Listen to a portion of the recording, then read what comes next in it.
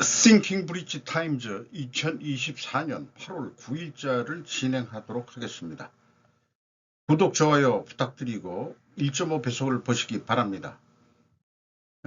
과거와 미래라는 대립을 좀 표현을 해봤습니다. 오늘의 편집 내용이 되겠습니다. 우크라이나가 영공을 주장하고 러시아 방공망을 파괴할 수 있을까요? 피터 자이안이 8월 7일 유튜브 방송의 내용입니다.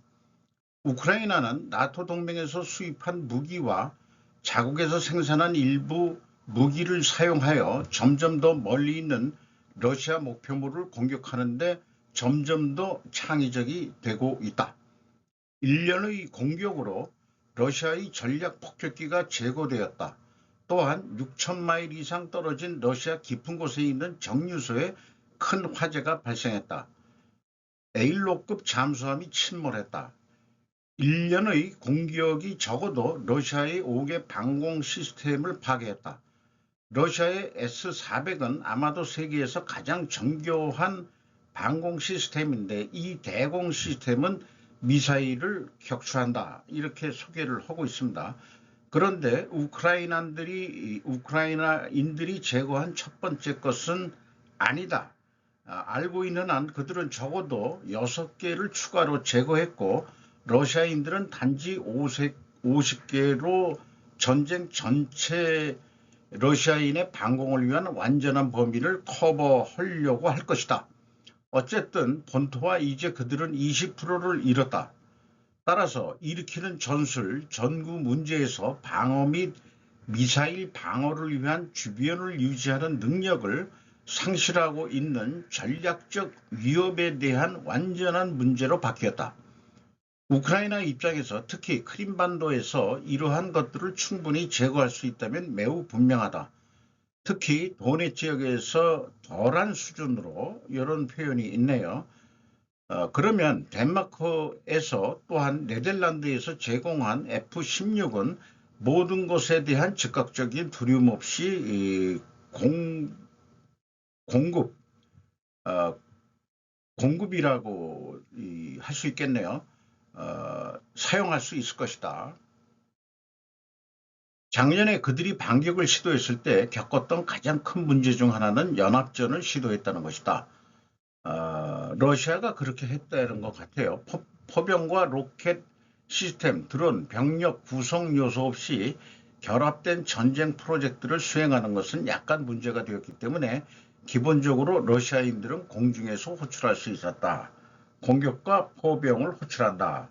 우크라이나인들이 전진하려고 할 때 그들을 지원하고 그다음에 우크라이나의 공격을 막았다 이런 얘기겠네요. 이 방정식에서 충분한 대공 시스템을 제거할 수 있다면 우크라이나인들은 특정 지역에 대한 제공권 우위는 매우 훈련기가 엄청나게 유용하다는 것이 입증될 것이다. 왜냐하면 우크라이나인들이 지상군을 이용해 리그에서 새로운 공군력을 실제로 활용하려는 첫 번째 노력을 보게 될 것이다.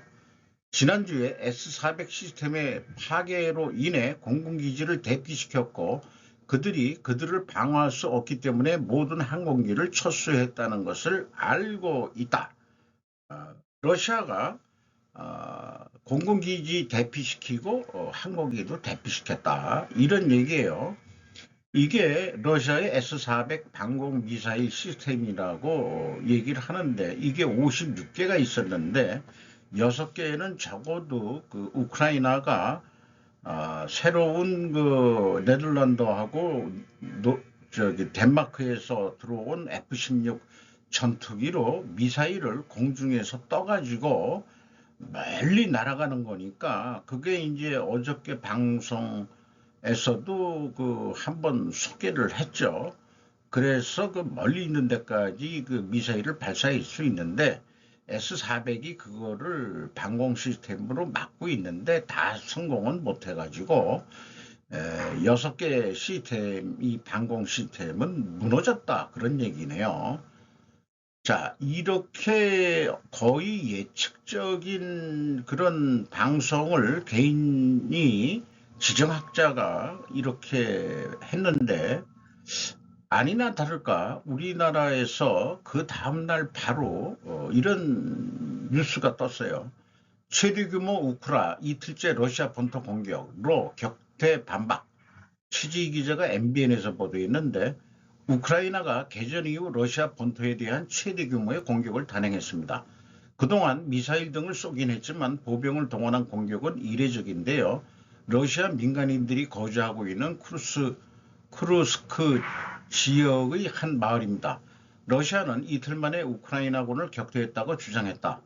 최근 수세에 몰린 우크라이나가 러시아 본토를 침공하면서 개전 이래 최대 규모의 공격을 단행했다. 러시아는 이번 공격으로 민간인 5명이 숨지는 등 사상자가 나왔다고 밝히면서 우크라이나를 강하게 비난했다.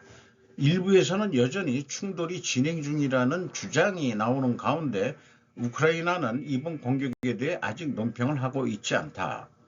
한국일보 우크라 본토 공격에 미국 사전 파악 못해. MBC 뉴스는 이틀째 러시아 본토 공격 최대 규모 지상전. 이렇게 뉴스들이 떴고요. 그런데 오늘 BBC에서는 우크라이나는 왜 국경 넘어 러시아 본토를 공격했나? 왜라는 의문을 군사 전문가들이 의문을 표현했다. 새롭지만 무모하다. 우크라이나는 왜 러시아 침격에 나섰나? 뭐 이런 식으로 실질적으로 우크라이나가 그 정도 힘이 되겠느냐 하는 게 이제 BBC 코리아에서 또 이런 뉴스를 냈고요. 뉴스 1에서는 러시아 본토 때린 친우크라 민병대 추가 공격 예고 뭐 이런 뉴스도 또 떴네요. 현재 이 공격을 한 지역이 우크라이나에서 키우 쪽이 이쪽 어딘가 있죠. 그러니까 그 수도 방어를 위해서 공격한 거 아닌가 하는 생각도 있고, 이 주황색 부분은 이미 그 러시아가 점령을 한 지역이죠. 크림 반도까지 해가지고. 그런데 크림 반도도 지금 공격을 한다 그러고 미사일로서 뭐 해상 드론 같은 거로도 그 흑해함대 잠수함 이런 것도 폭발을 우크라이나가 했다 그러고, 하지만은 이 지역을 아직 회복은 못하고 있는 거고요. 어떻게 이 전쟁이 끝날려는지 장기전의 그 상황에 들어선 것 같습니다. 해리스 민주당 대통령 후보가 해리스의 돌아가지마 메시지가 트럼프의 미국을 다시 위대하게 슬로건에 대응하려는 방식이라는 제목으로 데이비드 놀스 야후뉴스에서 보도를 했습니다. 킹과 저는 우리의 근본적인 자유에 대한 시계를 되돌리고 싶어하는 트럼프와 다른 사람들을 위한 메시지를 가지고 있습니다. 우리는 돌아가지 않을 것입니다. 우리는 돌아가지 않을 것입니다. 라는 대사는 군중들이 돌아가지 않을 것을 외치도록 촉발시켰다. 트럼프에게 변화의 이유는 바이든과 해리스가 통치해온 방식이 잘못되었다고 생각하는 것에 모든 것에 의해 동기가 부여된다. 런닝메이트는 분노와 기쁨을 대조한다. 바이든의 퇴장은 메시지를 혼란스럽게 한다. 해리스 씨는 7월 31일 휴스턴에서 열린 시그마 감마 협회 모임 연설에서 시그마 감마 이게 국내에도 들어와서 교육하는 기관이 있습니다. 자기개발이라든지 또 그 비영리 쪽에 조직을 운영하는 노하우, 제가 여기 가서도 한번 공부를 해봤어요. 지금 이 순간 우리는 우리나라에 대한 두 가지 매우 다른 비전, 즉 하나는 미래에 초점을 맞추고 다른 하나는 과거에 초점을 맞추고 있다. 이렇게 얘기했는데, 이제 트럼프를 공격하는 방식이 메가가 과거의 방식으로 돌아가려는 건데 우리 민주당은 미래를 간다. 참 추상적이긴 하지만은 이렇게 대응해서 해리스 그 대통령 후보가 연설을 하는 그런 내용이었습니다. 사상 최대 반기 매출낸 현대건설 수익성은 왜? 라는 제목으로 김미린의 기자가 비즈와치에서 보도를 했는데, 여기 삼성물산이 그 2024년도에 뭐 6,200억 했다고 그러고, 이렇지만 삼성물산은 건설 부분만 있는 게 아니니까 삼성 E&A는 이제 그 엔지니어링이었죠. 요게 이제 4,719억 원으로 실질적으로 잠깐 두 군데 회사 따지면은 삼성이 건설업에서도 1위를 가고 있다는 얘기인데 이렇게 됩니다. 2024년도 상반기 건설사 영업이익 3억 물산 6,200억. 영업이익이 매출이 아니고 잘못 제가 착각했네요. 삼성 E&A 이익률 9.3% 1위, 사고 후유증 겪은 GS HD 현산만 수익성 개선. 관련 기사, 대형 건설사 목진 경쟁 해외 비주택이 갈랐다. 원가율 상승 판관비 증가에 모두 실험. HD 현산 숨고르며 수익성 개선 중. 이렇게 됐는데 수주산업의 매출액 문제는 기간에 걸쳐 발생하는 수익을 매출로 얼마나 인식하냐에 계상하느냐에 달려있다. 원가율이란 원가 패러디머로 접근의 한계가 있다. 스루프 회계로 분석해볼 필요가 있다. 이거 제 견해입니다. 매출액이 실제 그 청구가 안 됐는데 진도율 가지고 수익 인식을 해버리니까 그게 이익이 낮다고 그 대신 아직 청구를 안 했는데 그런데 이제 원가 들어간 건 낮으니까 이익이 많이 나는 거로 이렇게 되거든요. 자, 그 건설업은 계약공사라든가 미청구공사 그거를 좀 부풀려진 부분을 제거하고 분석을 해야 올바르게 그 성과를 볼 수 있을 것입니다. 상반기 저의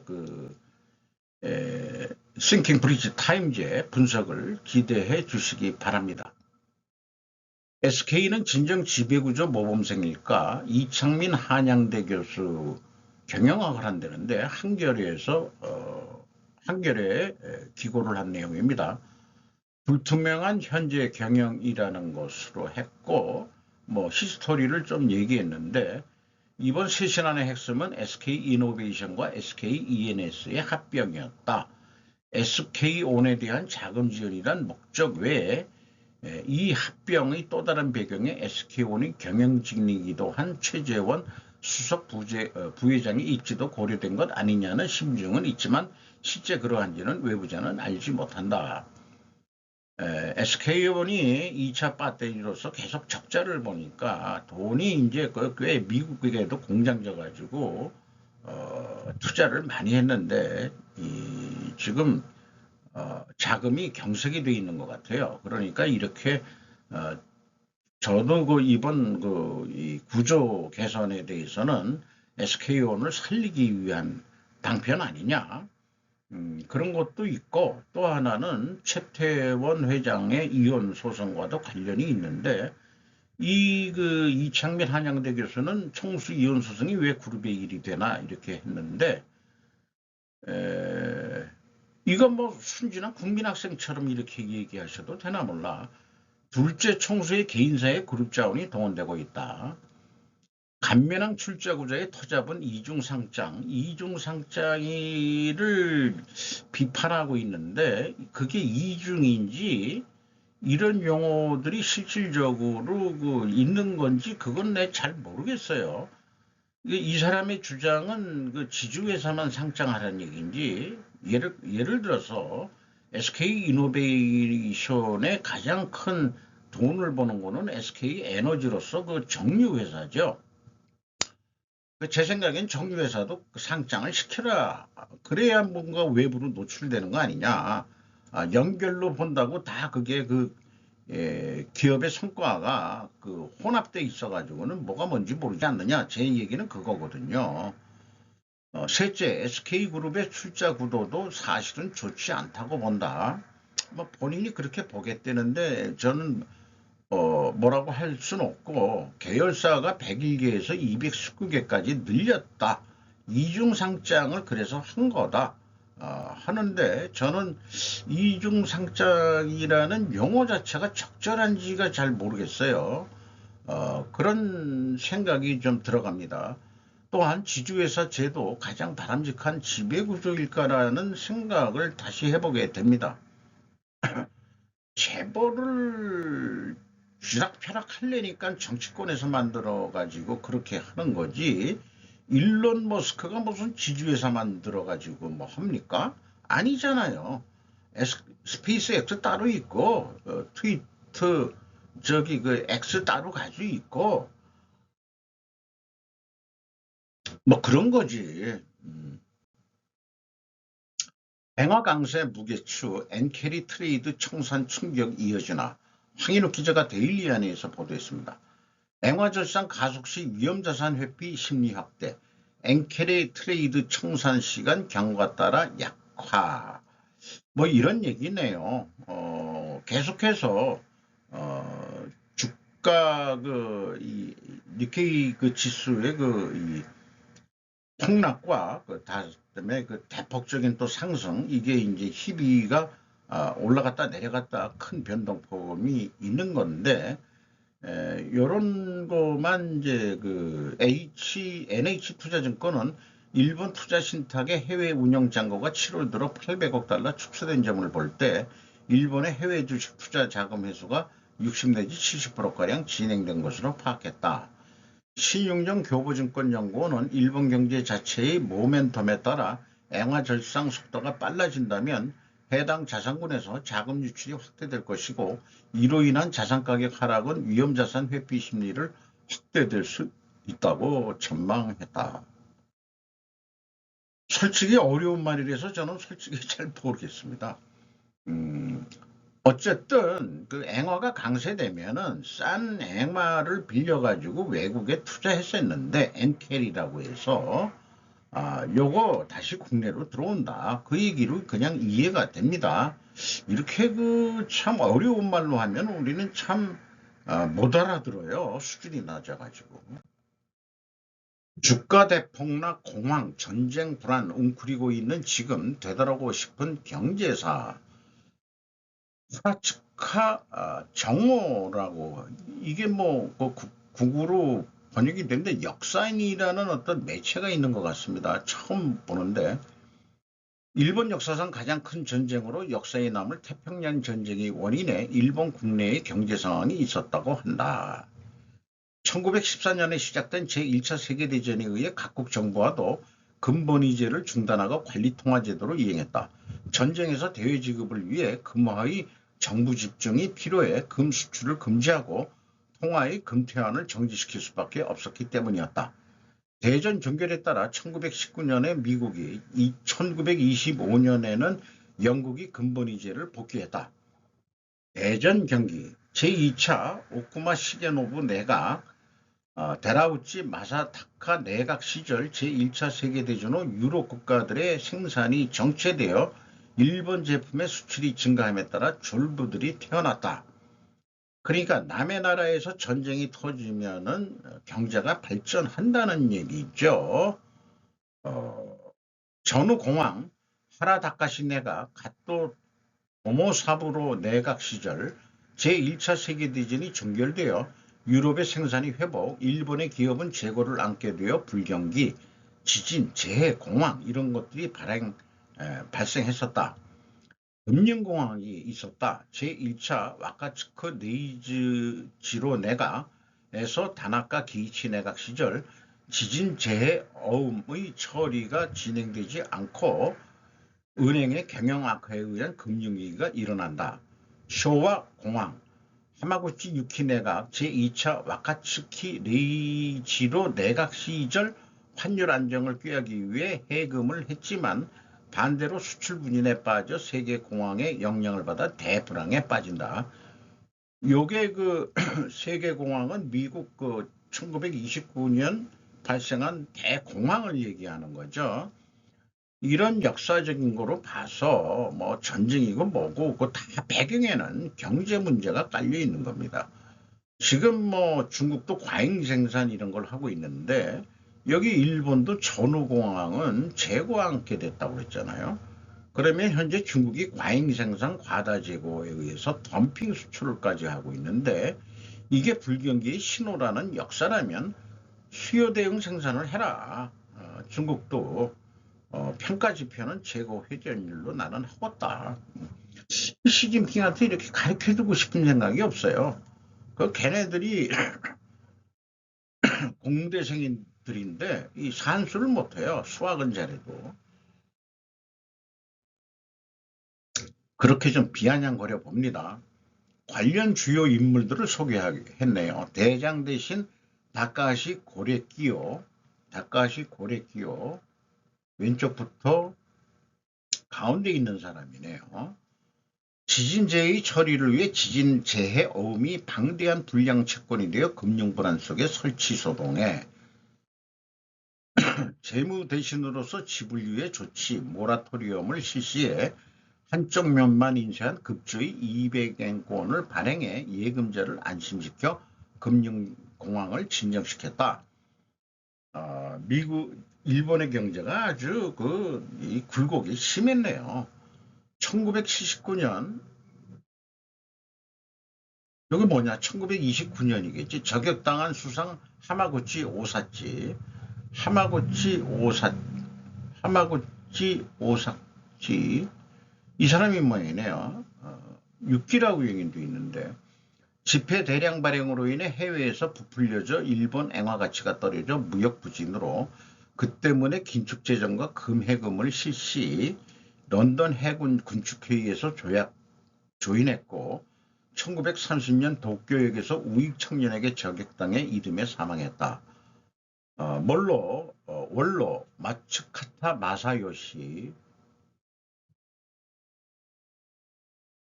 이 사람이네요. 메이지기 재정가로서 태완 지폐인 일본 은행권의 발행에 의한 지폐 정리나 근본 이자를 확립했다. 관영 모범 공장의 불하나, 담배, 주조, 간장 등의 증세 등 재정 수지를 개선시켜 인플레이션도 억제했다. 뭐 이런 일본의 경제 역사적인 거로 이렇게 과거를 되짚어보는 뉴스가 있었네요. 확실한 것은 전쟁이 딴 나라에서 나면 수출하는 데서는 돈을 버는 거고 뭐 지금 그 정도 가지고 한국 방산이 뭐 커진 거 가지고는 뭐 큰 규모는 아니겠죠. 뭐 그러지 않아도 하나오션으로 육해공 갖춘 한화 글로벌 방산 20건 도약을 했다. 정재훈 기자가 조선 비즈에서 있는데 내용보다도 그냥 화면만 그냥 가져왔습니다. 한화가 19위, LIG 넥스원 58위, 현대차가 현대 로템을 가지고 있는 거기 때문에 73위. 이런 우리나라의 제조업들은 대부분 전쟁이 일어나면 전부 다 100% 군수산업화 될 수 있는 우리는 그런 강한 제조국가를 놓지 않아야 될 거라고 저는 믿습니다. 또한 하나는 국제적인 지정학자 피터 자이안한테 자문을 받은 바 있어요. 지금도 받고 있는지 여부는 모르겠는데 제가 피터 자이안이 이미 여러 서적에 통해 가지고 중국 해체 몰락에 대해서 예언을 하고 있더니 어떤 시청자가 댓글을 하나 달았는데 그냥 놔뒀습니다. 왜냐하면 그것도 견해니까요. 일개학자에 불과한 견해다. 불과하다. 일개학자에 불과하다. 세계적인 석학 내지는 전문가인데 그렇게 폄하를 하고 미국이 먼저 망할 수 있다 이런 의견을 완전히 중국애든지 친중하는 애인지 이게 검색이 안 되다 보니까 저는 장관 블로그에도 있는데 댓글을 다는데 블로그를 안 하는 사람이 댓글을 단 거, 그 다음에 아이디 이런 거 가지고 좀 인격이 의심스러운 그런 댓글을 보면은 제 권한으로 그냥 다 삭제해 버립니다. 그런 게 제 수준에는 안 맞는데 피터 자이언을 일개 학자에 불과하다 이렇게 한 거에 대해서는 좀 짚고 넘어가야 될 것 같아요. 그러면은 일개 학자가 아니고 세계적인 석학이 그럼 누구냐? 그러니까 중국의 유명한 학자 너는 아냐? 뭐 이런 식으로 좀 물어보고 싶기도 한데 뭐 그럴 시간이 어디 있겠어요. 지금 매일 할 거 있어가지고 바빠 죽겠는데. K철도 많이 가르쳐 달라. 이조원 철도 큰장 선은 몽골 러브콜. 김갑생 기자가 중앙일보에서 오늘 아침 6시에 보도를 했네요. 울란바토르에서 17약 7km면은 뭐 길지도 않은 건데 요게 이제 한 2조 2천억 원 들여가지고 하는데 우리나라가 시장 타당성부터 뭐 그 설계서부터 나중에 운영 유지 보수까지 전부 다 가르쳐 주는 거로 아주 그냥 턴키 베이스로 해달라. 그리고 가르쳐 줘야 되겠죠. 그러면 나중에 우리나라처럼 자기네들 스스로 전철을 질 수 있을까 모르겠어요. 지금 이제 말 달리는 시대가 아니니까 또 몽골의 지하 자원도 많으니까 이 철도 이런 거를 전철화 할 수 있고 전기를 어디서 지금 석탄불이 없는데 몽골은 그럼 또 공해가 많이 나올 거고 저건 생각할 게 많은데 철길이 달려가지고 달려서 한반도까지 연결이 돼야 될 텐데 말이죠. 이상 마치도록 하겠습니다.